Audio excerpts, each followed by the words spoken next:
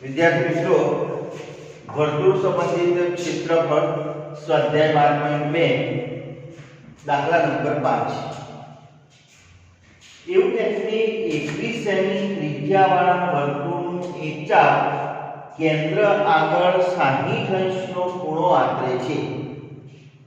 તેને અનુરૂપ ચાપની લંબાઈ ચાપ વડે બનતા વૃત્તાંશનું ક્ષેત્રફળ અને અનુરૂપ જીવા વડે બનતા વૃત્તખંડનું ક્ષેત્રફળ શોધો. એટલે આપણે ત્રણ વસ્તુ શોધવાની છે. એક તો આપણને 21 સેમી ત્રિજ્યાવાળું વર્તુળ આપેલું છે, એનું એક ચાપ એટલે લઘુચાપ કેન્દ્ર આગળ 60 અંશનો ખૂણો આંતરે છે.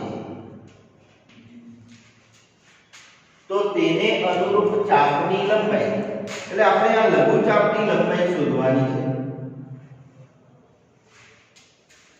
તો લઘુચાપની લંબાઈનું સૂત્ર તો આપણે ભણી ગયા કે ભાઈ લઘુચાપની લંબાઈ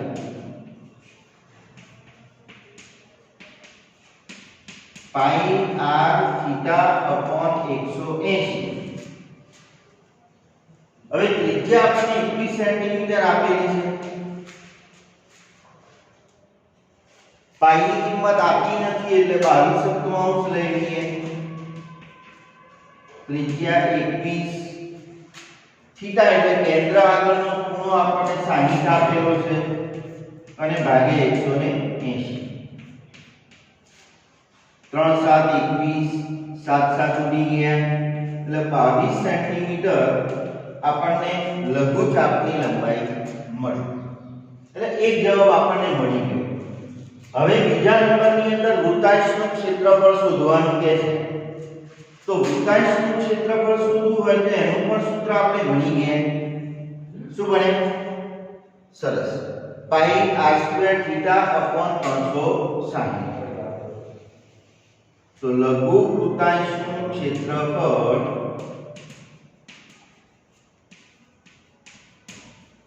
બરાબર પાઈ r² થીટા અપોન 360. ચલો, પાઈ એટલે 22 ત્રિજ્યા આપણને 21 આપી છે અને વર્ગ છે એટલે 21 ગુણ્યા 21, થીટા આપણો 60 ભાગ્યા 360. 6 36, 7 3 21, 3 2 6 2 11. એટલે 21 ગુણ્યા 11. તો 21 ગુણ્યા 11 કરીશું તો 21 એકા 21, 21 એકા 21, 231. ક્ષેત્રફળ છે એટલે એકમ શું લખીશું? Centimetre square. તો આપણને મળી ગયું લઘુ વૃત્તાંશનું ક્ષેત્રફળ. ત્રીજા નંબરની અંદર શોધવાનું છે કે ભાઈ વૃત્તખંડનું ક્ષેત્રફળ એટલે લઘુ વૃત્તખંડ. તો આ આપણો લઘુ વૃત્તખંડ થઈ ગયો. આનું ક્ષેત્રફળ આપણે શોધવું છે. હવે આપણે ભણી ગયા લઘુ વૃત્તખંડનું ક્ષેત્રફળ શોધવું હોય તો લઘુ વૃત્તાંશમાંથી ત્રિકોણને બાદ કરવું પડે. તો લઘુ વૃત્તાંશ તો આપણે જોઈએ છે, આપણે ત્રિકોણનું શોધી કાઢીએ અને એની અંદરથી ત્રિકોણનું ક્ષેત્રફળ બાદ કરી દઈશું એટલે આપણને લઘુ વૃત્તખંડનું ક્ષેત્રફળ મળી જાય. તો અહીં આગળ જોઈએ તો ત્રિકોણ OAB, એની OA અને OB બે બાજુઓ સરખી છે. હવે બાજુઓ સરખી હોય તો સામસામેના ખૂણા પણ કેવા થઈ જાય? સરખા. તો એનો મતલબ આ ખૂણો 60 અંશ છે એટલે આ બે ખૂણાના માપનો સરવાળો કેટલો મળે? ખૂબ સરસ. ત્રિકોણના ત્રણ ખૂણાના માપનો સરવાળો 180. 180 માંથી 60 બાદ કરીશું એટલે 120. હવે આ બંને ખૂણા સરખા છે એટલે 120 ને અડધા કરીશું એટલે આપણને આ બંને ખૂણાના માપ મળી જાય. તો કેટલો મળે બોલો જો? 60. ખૂબ સરસ. તો આ બંને ખૂણા આપણને 60 ના મળશે, પણ આપણે પહેલા અહીં બતાવીશું. હવે ત્રિકોણ OAB માં OA બરાબર OB માટે ખૂણો A બરાબર ખૂણો B.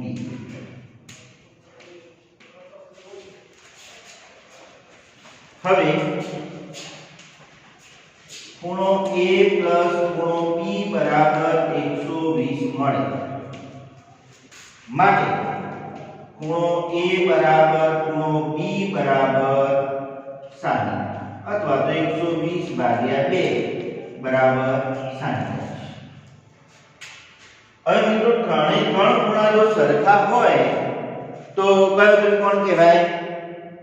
ખૂબ સરસ, સમકોણ ત્રિકોણ. અને સમકોણ ત્રિકોણ હંમેશા સમબાજુ ત્રિકોણ હોય, એટલે એનો મતલબ એ થયો કે ત્રણેય ત્રણ બાજુઓ સરખી માટે ત્રિકોણ OAB સમબાજુ ત્રિકોણ થશે. હવે મિત્રો સમબાજુ ત્રિકોણનું ક્ષેત્રફળનું તો સૂત્ર તમે ભણી ગયા. શું ભણ્યા? બહુ સરસ, √3/4 a સ્ક્વેર. એટલે OAB, ખાલી OAB લખીએ એનો મતલબ શું? ત્રિકોણ OAB નું ક્ષેત્રફળ √3/4 a સ્ક્વેર. એ એટલે શું? બાજુની લંબાઈ. તો √3/4 a સ્ક્વેર, બાજુની લંબાઈ આપણી 21 છે, વર્ગ છે એટલે બે વખત લખી દઈએ. તો 21 નો વર્ગ કેટલો થાય? 441/3/4. આટલું આપણને ક્ષેત્રફળ ત્રિકોણનું મળ્યું. આપણે તો લઘુવૃત્તખંડનું શોધવું છે, તો હવે એનું સૂત્ર મૂકીએ. તો લઘુવૃત્તખંડનું ક્ષેત્રફળ બરાબર લઘુવૃત્તાંશનું ક્ષેત્રફળ માઈનસ ત્રિકોણ OAB નું ક્ષેત્રફળ. ચલો લઘુવૃત્તાંશનું કેટલું મળ્યું? તો 231. ત્રિકોણનું કેટલું મળ્યું? 441/3/4. આટલા સેન્ટીમીટર સ્ક્વેર આપણું લઘુવૃત્તખંડનું ક્ષેત્રફળ મળે. જો રકમની અંદર √3 ની કિંમત આપી હોય તો આપણે અહીં આગળ મૂકી અને પછી સાદું રૂપ આપવું પડે, પણ આપી નથી એટલે આપણે કિંમત મૂકીશું નહીં. બરાબર? ઓકે.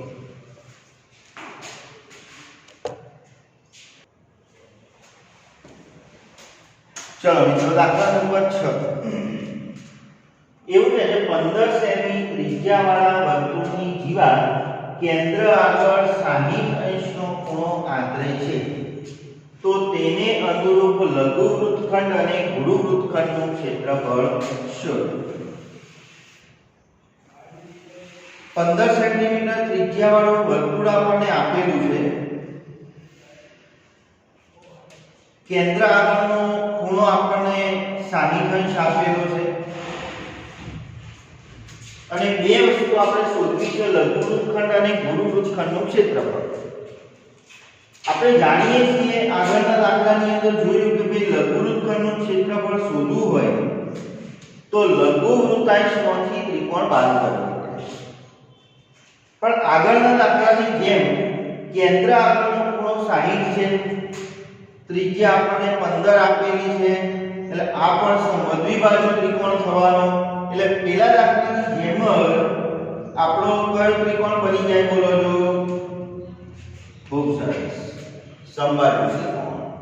એટલે એનું સૂત્ર તો આપણે જાણીએ છીએ, √3/4 a સ્ક્વેર. એટલે સીધું આપણે સૂત્ર લખીશું કે ભાઈ લઘુ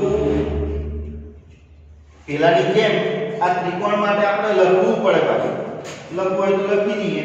ત્રિકોણ OAB માં OA બરાબર OB માટે ખૂણો A બરાબર ખૂણો B. હવે ખૂણો O બરાબર 60 માટે ખૂણો A પ્લસ ખૂણો B બરાબર 120 થશે.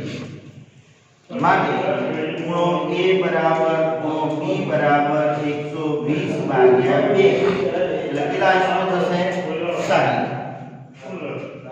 એટલે આ બંને ખૂણા આપણા 60 અંશના થવાના ચાલુ છે 60 અંશના થવાના એટલે લઘુવૃત્ત ખંડનું ક્ષેત્રફળ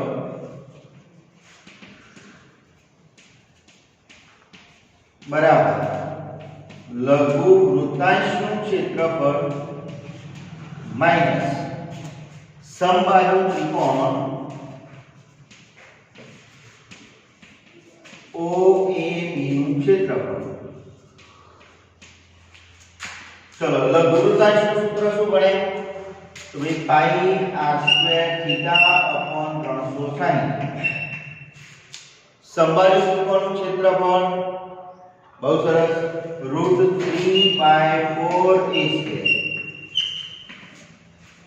ચલો હવે પાઈ ની કિંમત આપણને આપી દીધી છે એટલે આપણે એનો ઉપયોગ કરીશું. 3.14 ત્રિજ્યા 15 360. ચલો √3 ની કિંમત આપી છે 1.73. એ એટલે બાજુની લંબાઈ એટલે 15.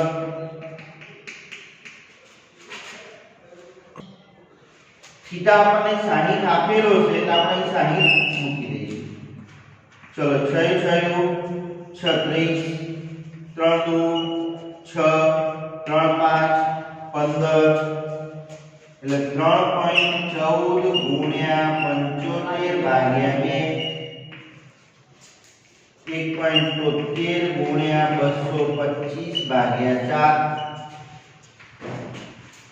ચલો હવે આનો તમારે ગુણાકાર ભાગાકાર કરશો એટલે 3.14 ગુણ્યા 75 ભાગ્યા 2 117.75 મળશે. અને આનો તમે જો ગુણાકાર ભાગાકાર કરશો તો તમને મળશે 97.31.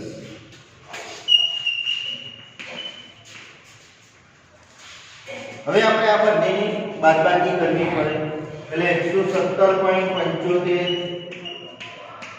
માઈનસ 97.31 તો 5 માંથી 1 જાય તો 4 7 માંથી 3 જાય તો 4 7 માંથી 7 જાય તો 0 11 માંથી 2 એટલે આપણને મળશે 20.44 સેન્ટીમીટર સ્ક્વેર. ચલો હવે મિત્રો આપણે ગુરુવૃત્તખંડનું ક્ષેત્રફળ શોધવું છે.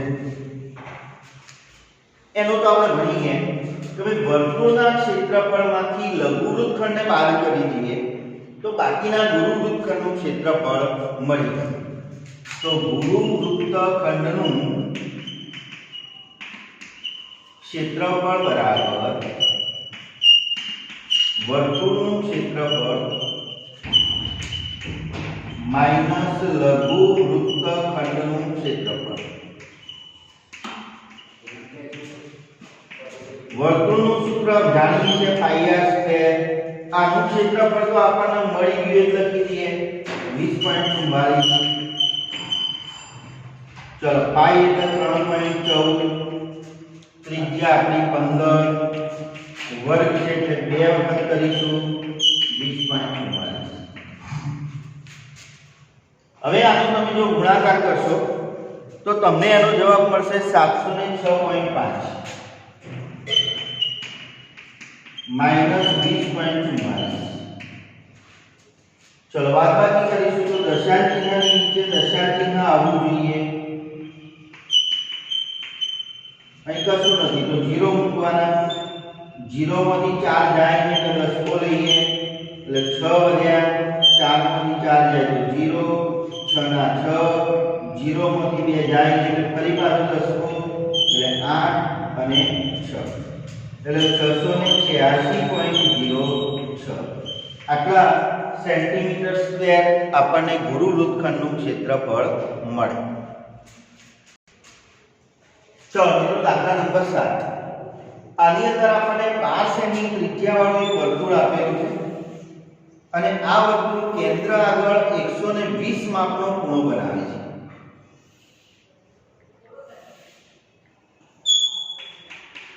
એટલે કેન્દ્ર આગળનો ખૂણો 120 આપેલો છે. તો તેને અનુરૂપ વૃત્તખંડનું ક્ષેત્રફળ શોધો. એટલે લઘુ વૃત્તખંડનું ક્ષેત્રફળ આપણે શોધવું છે. તો એના માટે વૃત્તાંશમાંથી ત્રિકોણને બાદ કરવો પડે. પણ ત્રિકોણ જે છે એ આપણો સમદ્વિ બાજુ ત્રિકોણ તો ખરો, પણ ખૂણો 120 આપ્યો છે એટલે પેલાની જેમ સમબાજુ થવાનો નથી. તો આપણે એના ક્ષેત્રફળનું પહેલા વિચારવું પડે કે ભાઈ આપણી જોડે આ રીતનો એક સમદ્વિ બાજુ ત્રિકોણ છે. આ ખૂણો 120 આપેલો છે. હવે આપણે એવું ભણી ગયા કે સમદ્વિ બાજુ ત્રિકોણમાં પાયા પરની મધ્યગા પાયાને લંબ હોય છે. એટલે જો આપણે O માંથી લંબ દોરીશું પાયા ઉપર તો આ લંબ જે છે વેધ એ જ એની મધ્યગા થઈ જવાની. એટલે M એ AB નું મધ્યબિંદુ થઈ જવાનું. એટલે આ આપણે વધારાનું દોર્યું એટલે એને લખીશું ભાઈ OM લંબ AB રચો. ત્રિકોણ OAB સમદ્વિ બાજુ હોવાથી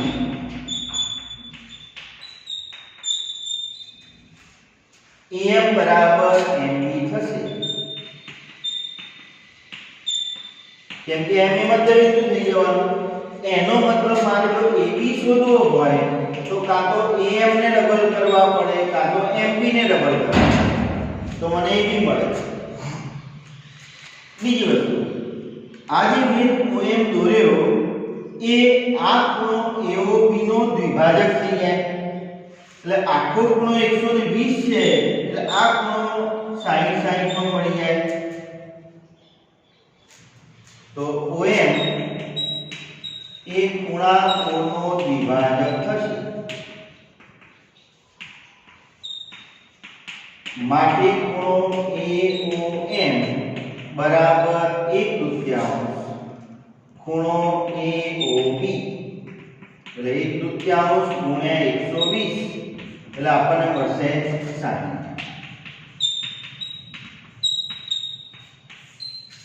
હવે અહીંથી બે રીતે કરાય. આ ખૂણો શોધી કાઢીએ ને ત્રિકોણના ત્રણ ખૂણાનો સરવાળો 180 એટલે 90 અને 60 150 બાકી વધ્યા 30. તો આ ખૂણો જો 30 અંશ થઈ જાય તો કાટકોણ ત્રિકોણમાં કોઈ પણ ખૂણો 30 અંશ હોય તો સામેની બાજુનું માપ કર્ણ કરતો અડધું એટલે આ 5 એટલે 6 મળી જાય. પછી કાટકોણ ત્રિકોણ છે પાયથાગોરસ વાપરીને AM શોધી કાઢીએ. પછી એને ડબલ કરીશું એટલે AB મળી જાય. એટલે પાયો મળી જાય અને વેધ પણ મળી જાય તો ત્રિકોણનું ક્ષેત્રફળ મળી જાય. ચલો એ સિસ્ટમમાં ના જવું હોય તો તમે ત્રિકોણમિતિ ભણી ગયા. તો આ ખૂણા શોધવું હોય અને આપણે આ બે બાજુઓને શોધવી છે તો આ ખૂણા માટે આ પાસેની બાજુ અને કર્ણ, આ ખૂણા માટે આ સામેની બાજુ અને કર્ણ. એટલે sin cos ના સૂત્રોનો ઉપયોગ કરીને પણ આપણે શોધી શકીએ. તો ભાઈ કાટકોણ ત્રિકોણ OMA માં માનો કે cos નું સૂત્ર વાપરીશું તો cos 60 બરાબર પાસેની બાજુ ભાગ્યા કર્ણ એટલે OM ભાગ્યા OA. ચલો cos 60 એટલે કેટલા તમે ભણી ગયા 1/3. OM આપણે શોધવું છે. ચલો OA એટલે 12. ચલો 12 ને અંશમાં લાવી દો એટલે 12 ભાગ્યા 2 બરાબર OM એટલે OM મળી જાય 6. ચલો વેધની લંબાઈ આપણને મળી છે. હવે આને શોધવો હોય તો આના માટે સામેની બાજુ છે તો આપણે sin નું સૂત્ર વાપરીશું તો sin 60 બરાબર સામેની બાજુ ભાગ્યા કર્ણ એટલે AM OA ચલો sin સાઈડ ની કિંમત બોલો √3/2 સાહેબ. ખૂબ સરસ √3/2 em આપણે શોધવો છે OA એટલે 12 ચલો ભાગાકારમાંથી ગુણાકારમાં લાવીશું તો em બરાબર 2 × 12 એટલે em બની ગયો 6√3 બરાબર એટલે આપણી પાસે em આવી ગયો પણ આપણે આખો પાયો AB જોઈએ છે AB કેટલો તો am ને ડબલ કરીએ એટલો તો માટે AB બરાબર 2am એટલે 2 × 6√3 એટલે 12√3 એટલે AB મળી જાય 12√3 એટલે આખો પાયો પણ મળી ગયો વેધ પણ મળી ગયો એટલે આપણે ત્રિકોણનું ક્ષેત્રફળ શોધી શકીએ હવે આપણે લઘુવૃત્તખંડનું ક્ષેત્રફળ શોધવું છે તો લઘુવૃત્તાંશમાંથી ત્રિકોણ બાદ કરવો છે તો ચલો હવે લઘુવૃત્તખંડનું સૂત્ર મૂકીશું તો ભાઈ લઘુવૃત્તખંડનું ક્ષેત્રફળ બરાબર લઘુવૃત્તાંશનું ક્ષેત્રફળ માઈનસ ત્રિકોણ OAB નું ક્ષેત્રફળ ચલો લઘુવૃત્તાંશનું સૂત્ર ખૂબ સરસ પાઈ r² θ/360 ત્રિકોણનું ક્ષેત્રફળ તો 1/3 ગુણ્યા પાયો ગુણ્યા વેધ બહુ સરસ AB ગુણ્યા OM ચલો પાઈ આપણને આપી દીધા છે 3.14 ત્રિજ્યા આપણી પાસે છે 12 વર્ગ છે એટલે 2 વખત ખૂણો 120 છે ભાગ્યા 360 1/3 AB મળ્યો 12√3 અને OM મળ્યો 6 ચલો 0 ઉડી ગયા 12 3 36 3 ચોક 12 એટલે 3.14 ગુણ્યા 48 ચલો અહીં ઉડાડીશું તો 2 છક 12 એટલે 36√3 પણ √3 ની કિંમત આપણને આપેલી છે 0.73 હવે આ બેનો તમે ગુણાકાર કરશો તો એનો જવાબ તમને મળશે 150.73 અને 36 ગુણ્યા 1.73 કરશો તો એનો જવાબ મળશે 62.28 હવે આપણે આ બેની બાદબાકી કરવી પડે તો 150.72 માઈનસ 62.28 10 બોલીએ તો 6 8 ને 4 12 4 ને 2 6 4 10 8 8 ને 6 14 એટલે 81.44 સેન્ટીમીટર સ્ક્વેર